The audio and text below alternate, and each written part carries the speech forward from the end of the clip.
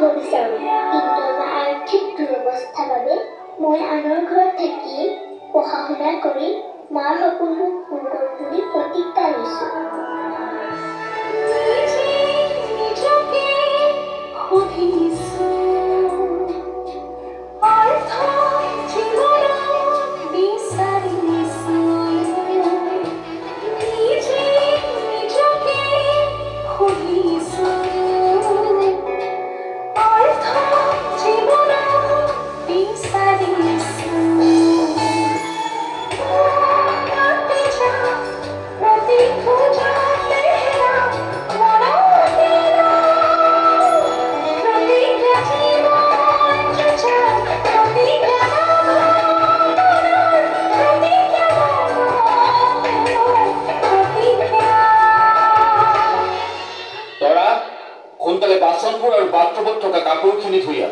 Sir, মই এতিয়া পঢ়ি আছো।